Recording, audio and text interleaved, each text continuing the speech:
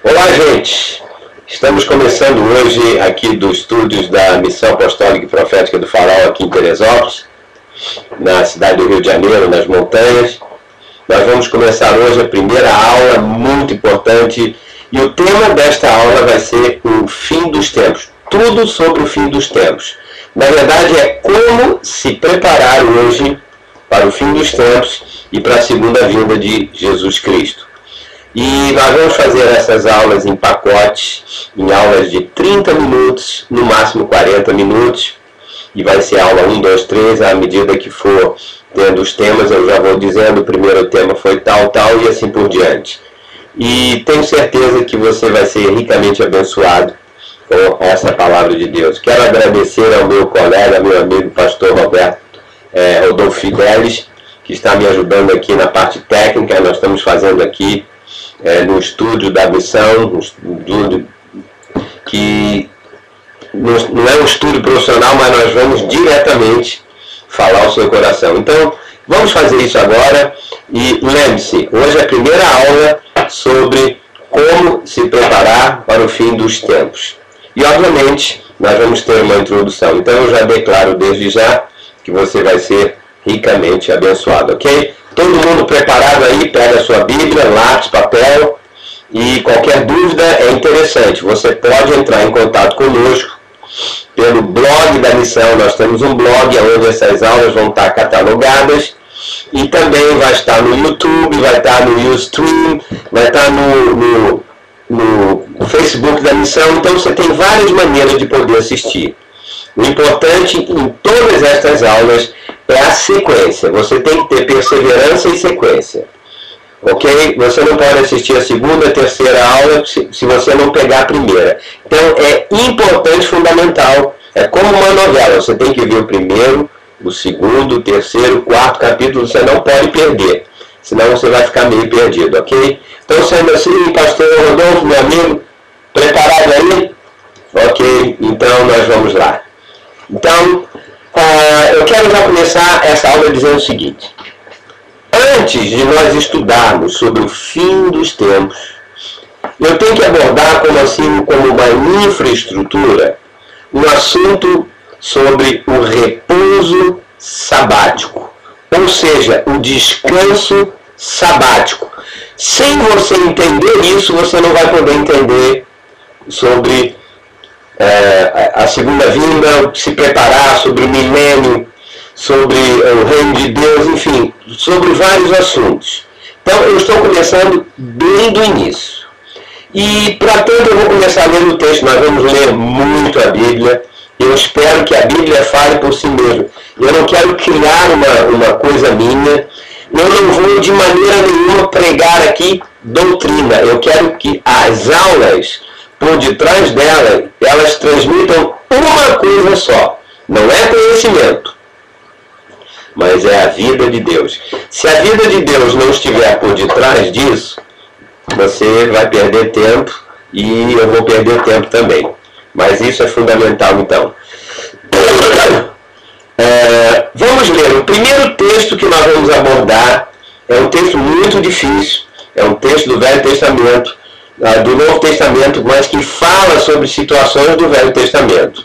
Se você quiser anotar, você escreva aí, ou abra aí a sua Bíblia, Hebreus, capítulo 3, do versículo 14 até o versículo 19.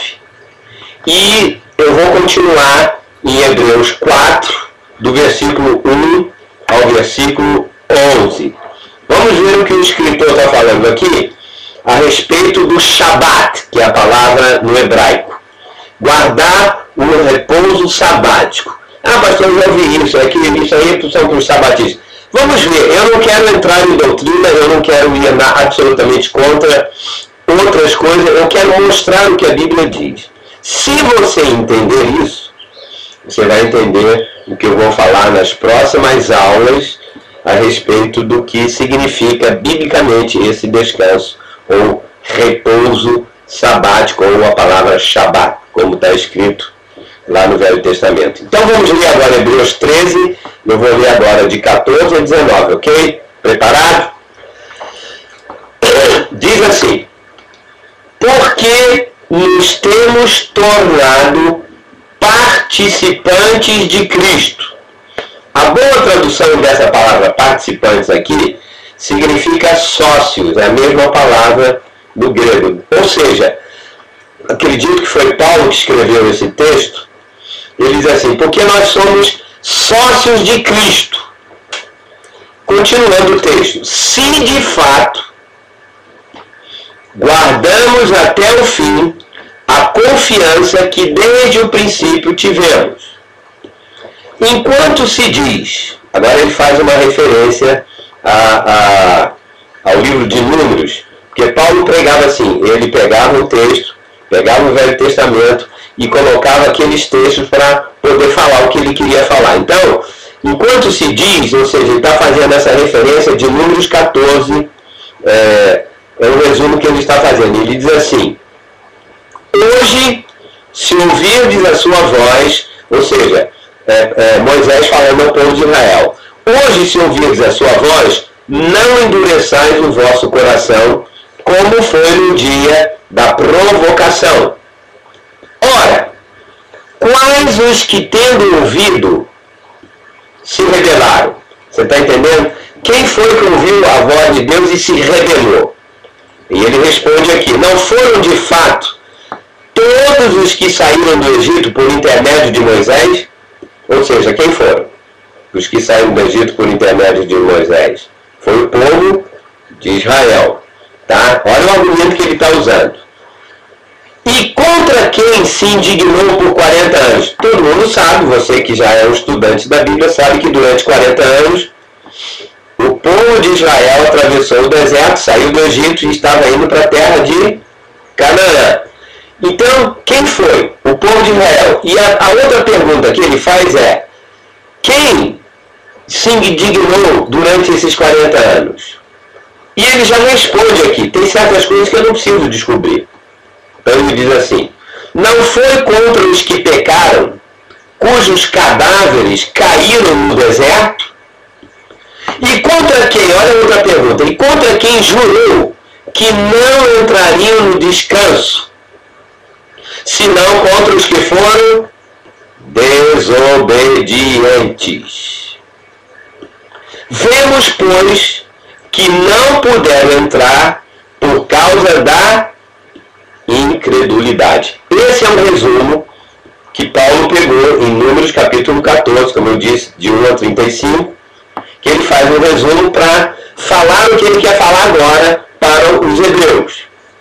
Agora vamos ler o capítulo 4, versículo de 1 a 11. E ele continua, ele usou aquele primeira parte do texto, usando como pano de fundo o povo de Israel, dizendo que eles foram desobedientes, ouviram a voz de Deus no dia da provocação, endureceram o coração e foram desobedientes, e por causa disso não puderam entrar na terra de Canaã. Então vamos lá. Agora veja o que diz o capítulo 4, versículo 1 a 11. Temamos, portanto, que sendo-nos deixada a promessa de entrar no, anota aí, descanso de Deus. Olha a palavra num texto pequeno. Quantas vezes nós vamos ler essa palavra? Aqui já temos o quê? Aliás, é a segunda, em cima já teve uma. É a segunda vez que fala a palavra descanso. Temamos, portanto, que sendo-nos deixada a promessa de entrar no descanso de Deus, suceda parecer que algum de vós tenha falhado. Essa é uma palavra para a igreja hoje, ou seja, Deus quer que nós entremos no seu descanso, mas parece que algumas pessoas falharam e não entraram. Por que, diz o texto, também a nós foram também anunciadas as boas novas, como se deu com eles, Israel, né? A primeira parte do texto. Ou seja, a nós também foram anunciadas boas notícias, que nós temos que sair do Egito, passar pelo deserto, que é essa vida aqui, e entrar no descanso, no Shabá. Ou seja, então, a mesma coisa que aconteceu com eles, vai acontecer com a gente também. Por que, diz o texto, continuando, também a nós foram anunciadas as boas novas, como se deu com eles, Israel. Agora ouça isso. Mas a palavra que ouviram não lhes aproveitou, visto o quê? Deixa eu ver aqui, eu estou lendo o texto aqui, só um instantinho. Visto, onde é que está? Estou lendo aqui na minha Bíblia. Visto não ter sido acompanhada pela fé naqueles que a ouviram. Ou seja, isso aconteceu com o povo de Israel. Não foi acompanhada com fé. Mas agora ele faz a comparação e diz assim: nós, porém, que cremos, ou seja, nós, a igreja, entramos no descanso. Terceira vez, a palavra descanso. Conforme Deus tem dito. Agora ele vai fazer uma referência a dois textos. Salmo 95, versículo 11, e a Números capítulo 14, versículo 26 a 35. Então, qual é a referência? Aí ele faz agora a referência a esse texto. Diz assim: assim jurei na minha ira, Deus falando, Israel, com respeito a Israel, não entrarão no meu, quarta vez, a palavra descanso. Muito obrigado, meu amigo. O meu assistente aqui, eu disse que, aliás, deixa eu fazer aqui uma interrupção. O meu amigo pastor Rodolfo, ele já está se preparando, né, para ser o nosso professor substituto assistente. Então ele está se preparando. Daqui a um tempo você vai ver ele dando a aula aqui, porque, né, ele é um homem de Deus também e já está sendo instruído nestas verdades bíblicas. Obrigado. Eu vou tomar um cafezinho aqui, porque a voz hoje não está muito boa. Então, vai lendo aí. 4 vezes num texto pequeno aparece essa verdade. Temos que entrar no descanso e eles não entraram, o outro entra 4 vezes. Aí Deus vem e diz, continuando, né? Assim jurei na minha ira, não entrarão no meu descanso. Embora, estou continuando lendo o texto, certamente as obras estivessem concluídas desde a fundação do mundo. Porque em certo lugar assim diz, no tocante ao 7º dia. Essa aqui é uma referência a Gênesis capítulo 2, 2. Porque, e descansou, descansou de novo? 5 vezes a palavra descanso. E descansou Deus no 7º dia de todas as obras que fizera. Referência a Gênesis 2. Veja só, olha como se pregava o Evangelho na época de Paulo. Eles não tinham o Novo Testamento. O que eles tinham era o Velho Testamento. Então eles pegavam o Velho Testamento, usavam vários textos, e Paulo, como recebeu a revelação, ele aplicava isso espiritualmente e escrevia as epístolas. Então, ele facilitou para a gente hoje, ok? Então ele está fazendo aqui mais uma referência com respeito a Deus ter criado o mundo em 6 dias e descansou no 7º dia, como nós acabamos de ler. E descansou Deus, estou repetindo, no 7º dia de todas as obras que fizera. Continuando nesse mesmo texto que eu estou lendo, né? Hebreus capítulo 4, diz assim: novamente, no mesmo lugar, tipo diz, 2 pontos, não entrarão no meu descanso, visto, portanto, que resta entrarem alguns nele, ou seja, 5, 6. O nele aqui refere-se ao descanso, ou seja, 6 vezes. Resta, portanto, entrar alguns neste descanso, que está implícito, e que por causa da desobediência não entraram aqueles aos quais anteriormente foram anunciadas as boas novas. Aqueles quem? Ao povo de Israel. De novo, determina, diz aqui, certo dia. Hoje, ele já agora voltou ao presente, dizendo, da mesma forma que eles não entraram, Deus está determinando que certo dia, esse dia é hoje, falando por Davi, muito tempo depois, segundo antes fora declarado.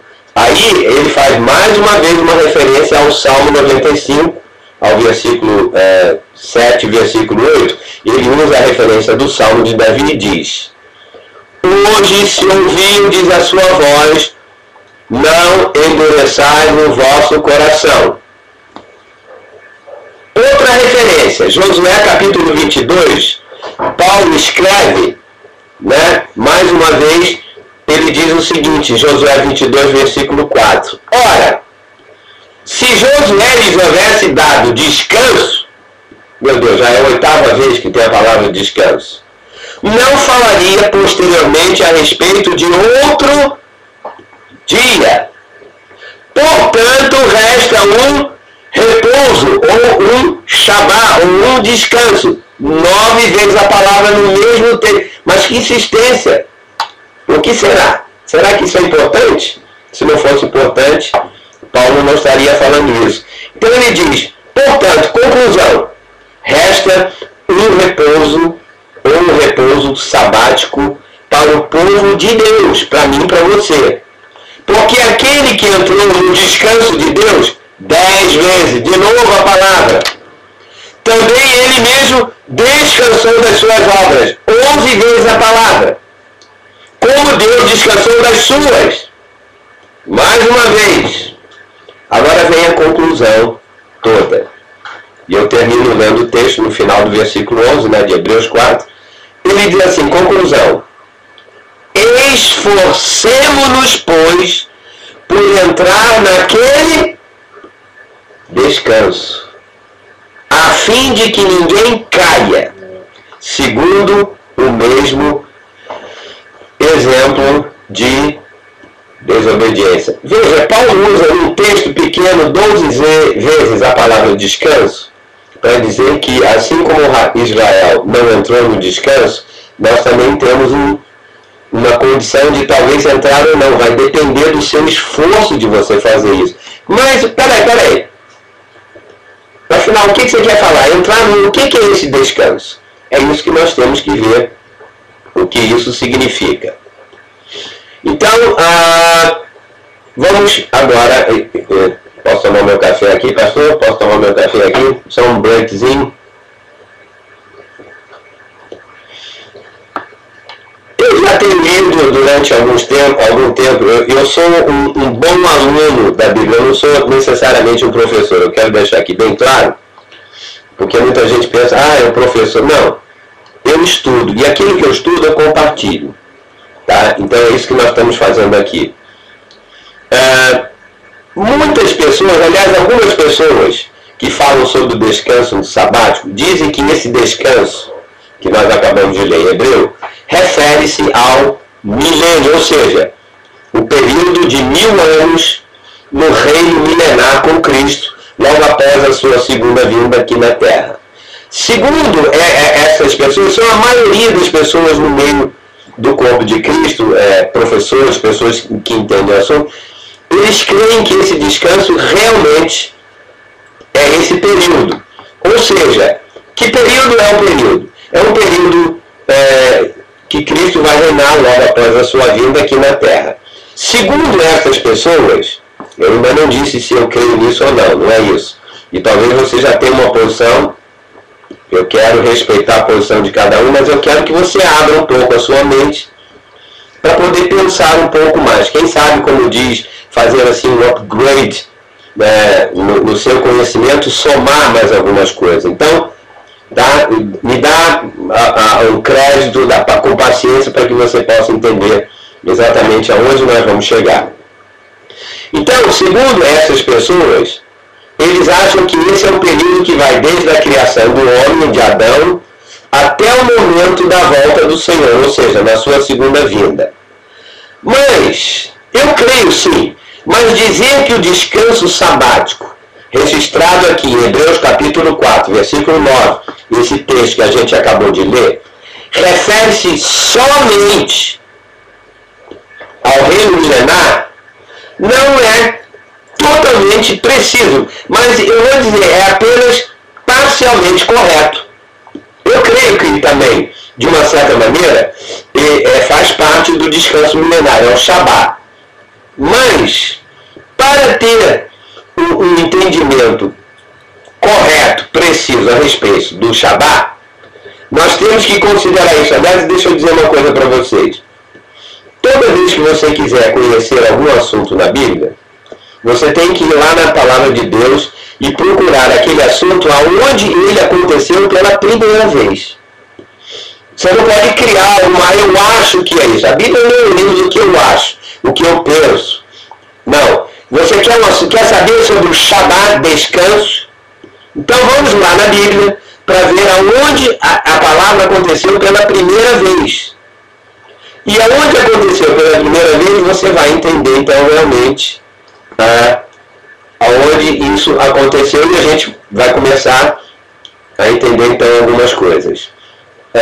Peraí, deixa eu ver aqui, deixa eu procurar uma coisa. Eu já fiz uma bobagem aqui. Peraí, só um instantinho. Ok. Qual foi a primeira vez então que a palavra Shabat ou descanso sabático aconteceu na Bíblia? Abra a sua Bíblia aí. Eu já abri a minha aqui, está em Gênesis, capítulo 2, versículo 2 e 3. Antes disso não existia essa palavra, ok? Então a primeira vez foi lá. Então vamos lá, vamos ler e ver o que aconteceu. O texto diz assim o seguinte, confere aí comigo. E havendo Deus terminado no dia 7º a sua obra que fizera, descansou, ou seja, Shabat, nesse dia, de toda a obra que ele tinha feito. E abençoou Deus o dia 7º e o santificou, porque nele descansou o Shabat de toda a obra que, como Criador, fizera. Ok, pastor, esse é o texto, então, em que Deus estava recriando a terra, as coisas que ele fez, recriou o mundo, né, em 6 dias, e depois ele descansou, ele Shabat no 7º dia, e santificou aquele dia. Se você ler esse texto comigo e olhar apenas superficialmente o assunto, você vai ver que o Shabat, o sábado, apenas como o 7º dia, ou seja, como o dia no qual Deus descansou depois de completar, porque ele não foi isso. Ele trabalhou 6 dias e descansou.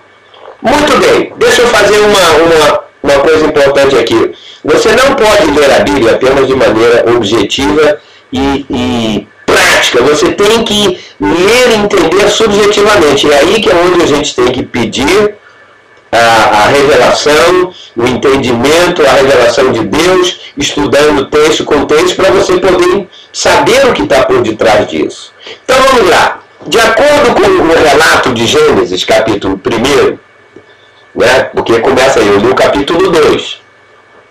Mas no início diz que Deus criou todas as coisas por meio da sua palavra, chamando à existência as coisas que não existem. Ou seja, Deus disse, pela sua palavra, haja luz agora, haja separação entre luz e trevas, águas e baixo, tudo que ele falou, ele criou falando.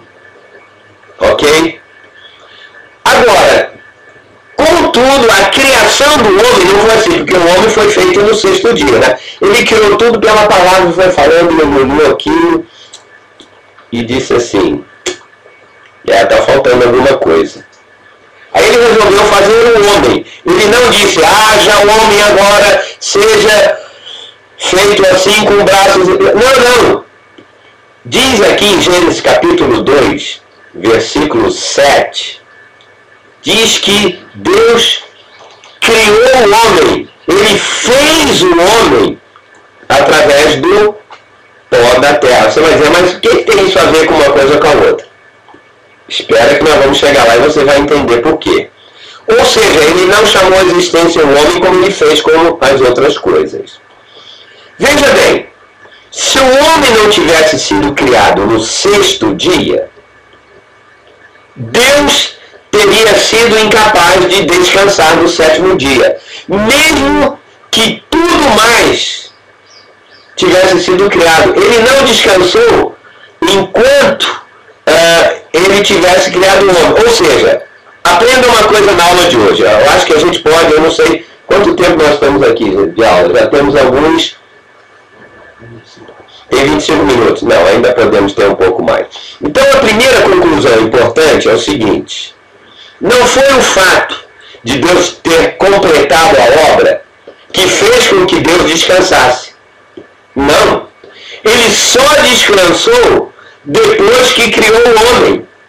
Porque quando ele criou o homem, ele disse: tem, agora eu posso descansar. Ou seja, o fato dele ter descansado, descanso sabático, o descanso de Deus, está ligado a uma coisa muito interessante aqui que espero que você concorde comigo. Ele só descansou depois que ele ficou satisfeito em ter criado o homem.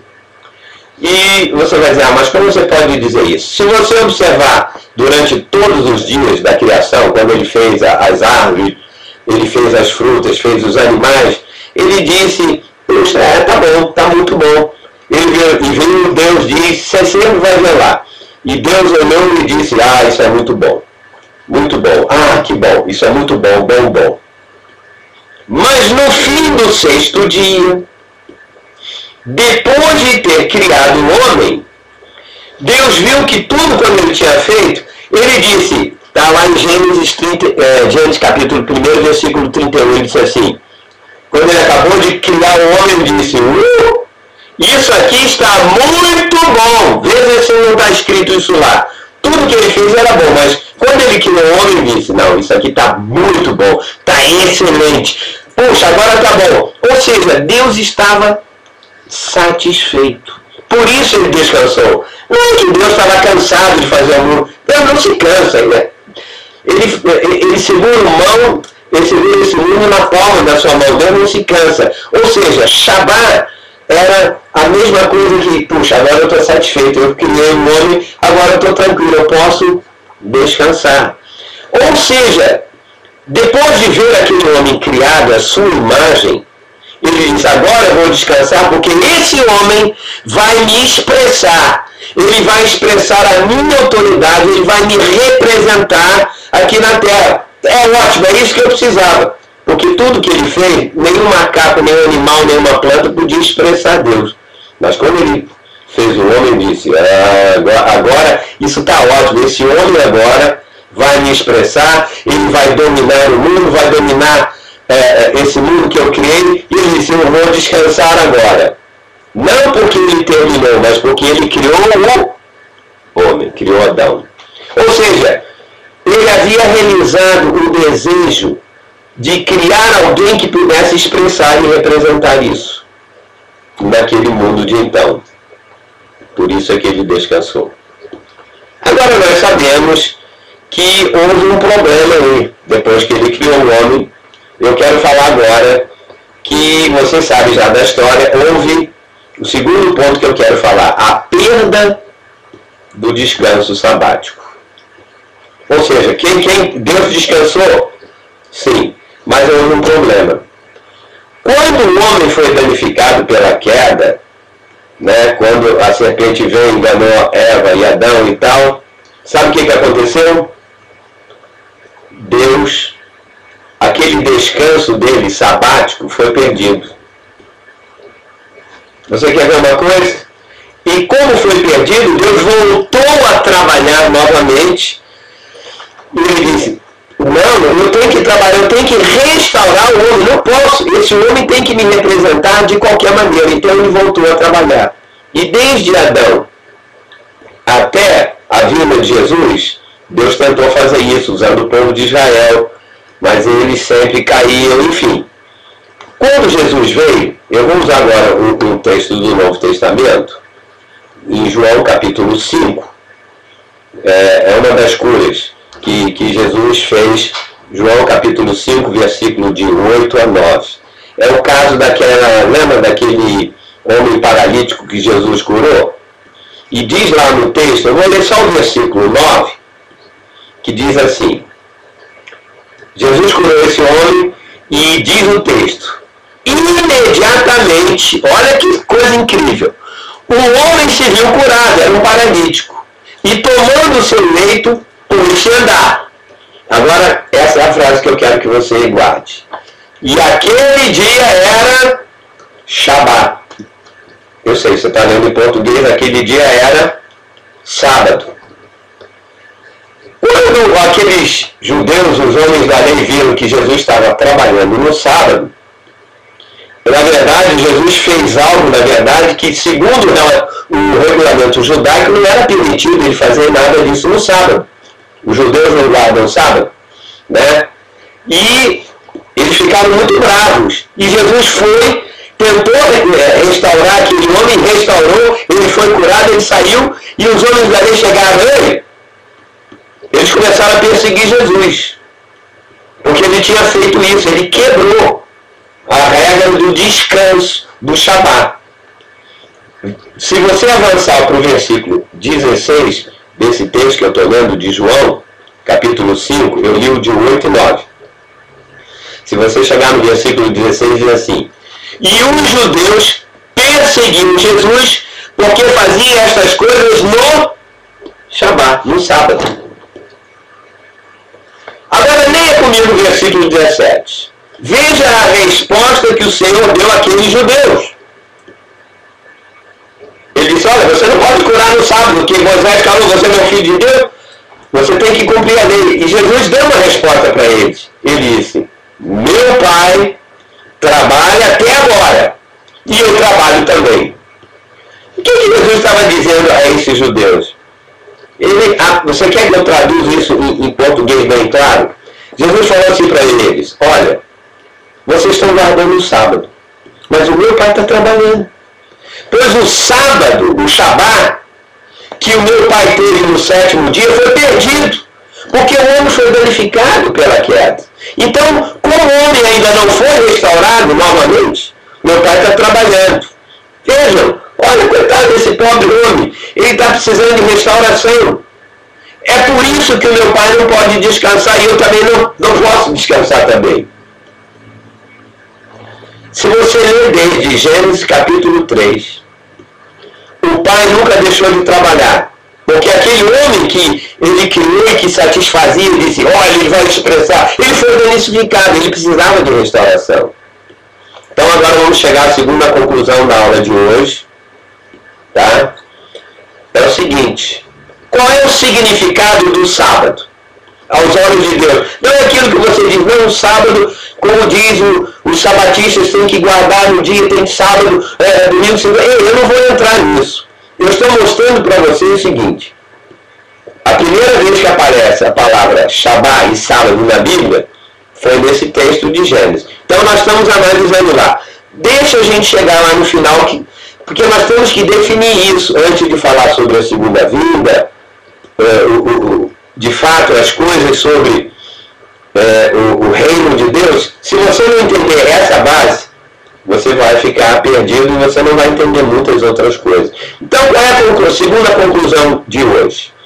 O significado do sábado é que Deus fica satisfeito com o homem quando ele expressa, através da sua vida, da sua alma, ele expressa a Deus e representa a Deus usando a sua autoridade. Ou seja, quando o homem faz isso, esse dia é Shabat, é sábado para Deus, é um descanso para ele. Então Deus descansa. Ou seja, toda vez que você e eu trabalhamos, representamos, expressamos na nossa vida, no dia a dia, na igreja, no mundo, na igreja, em casa, no lar, no trabalho, quando você expressa a Deus, Deus descansa.